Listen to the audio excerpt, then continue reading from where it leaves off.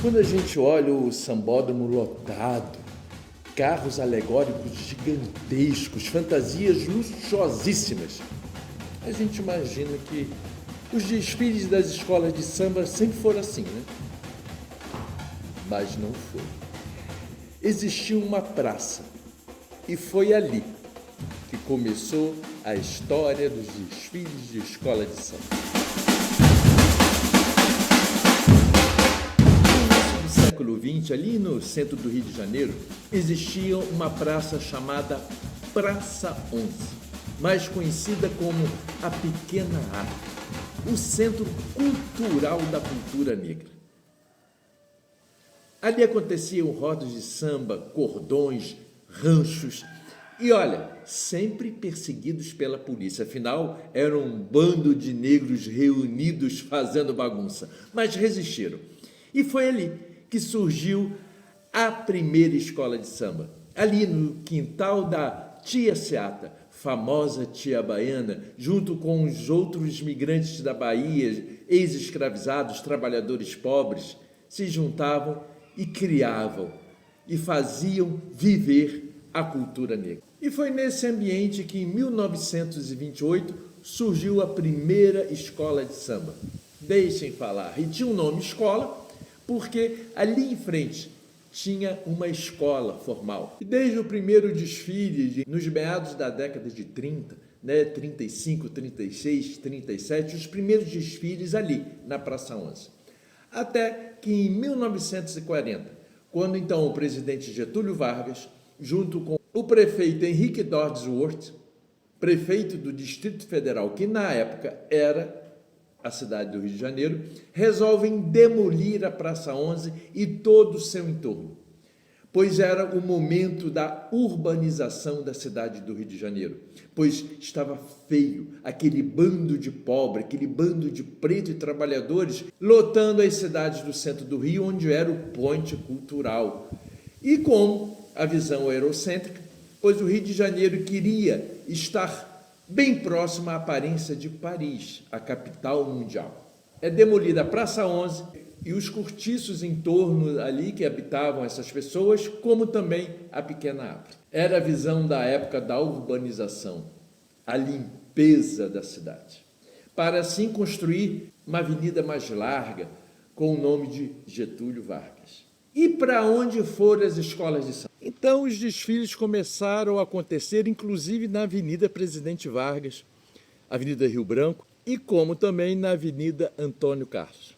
O samba perdeu o seu espaço original, mas não perdeu a sua força.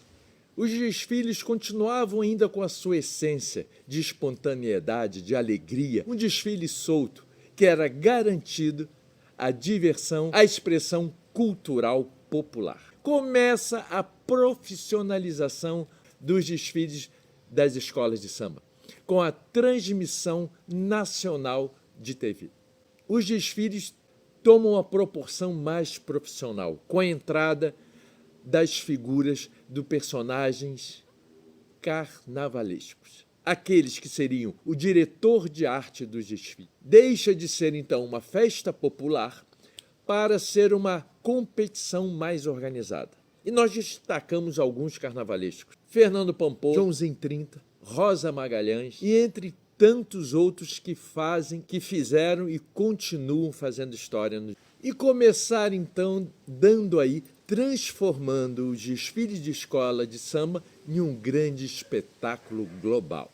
E a partir daí, também com as transmissões de TV, começa a atrair um interesse comercial, patrocinadores, enfim, começando a tornar os grandes desfiles populares em uma grande festa, em um grande espetáculo patrocinado. Começa todo um sistema mais rigoroso nos critérios de avaliações. Esses carnavalescos são essenciais para essa transformação.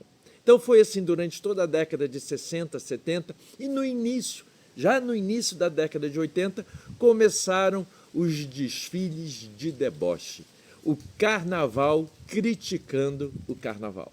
Em 1982, a irreverente Escola de Samba Império Serrano lança um samba enredo com bumbum bati com bumbum gurundum, criticando o próprio carnaval, a modernização, dando importância às grandes fantasias e deixando de lado a sua bateria, o seu povo na pista, aquele povo que, de fato, que tem o samba no pé. Foi um auê, foi um alvoroço. E a partir do Império Serrano surgiram também Caprichoso de Pilares, União da Ilha, com os grandes deboches. E lembrando que em 1982, 83, 84, 85 era o finalzinho da ditadura. Inflação alta, então muita crítica política, deboche e a irreverência de falar de si mesmo. Era o carnaval se olhando no espelho e fazendo as suas críticas. E em 1984, finalzinho da ditadura, em 1984, Leonel Brizola, junto com Darcy Ribeiro, constrói do projeto de Oscar Niemeyer a Passarela do Samba, o Sambódromo, que nos dias de carnaval seria onde as escolas desfilariam e durante todo o restante do ano seriam escolas. E surge então o Sambódromo. E a partir daí o carnaval pega uma proporção astronômica, com grandes desfiles cada vez mais disputados, os carnavalescos cada vez mais criativos. E surge então a empresa Carnaval S.A. Grandes títulos como da Beija-Flor, Vila Isabel, Portela, Mangueira, se adaptam a esses novos desfiles. E as críticas continuam com as escolas pequenas, trazendo deboche para a avenida e criticando. E aí o carnaval não parou mais. As escolas de samba, até os dias de hoje, trazendo críticas, reflexões, apontamentos, homenagens e sempre lembrando da cultura afro-brasileira, sempre lembrando desse povo, da cultura e da arte do Brasil. Parabéns ao carnaval, parabéns às escolas de samba, todos os carnavalescos, que o carnaval é isso, é resistência. Que da Praça 11 ao Sambódromo, samba é resistência. Resistiu à perseguição, à demolição e à modernização. O carnaval nunca foi só uma festa. Carnaval é memória. Carnaval é carnaval é identidade brasileira. Assim como toda a cultura afro, assim como toda a cultura afro. As religiões afro estão aí na resistência, lutando contra perseguições, mas marcando e deixando firme a história do Brasil.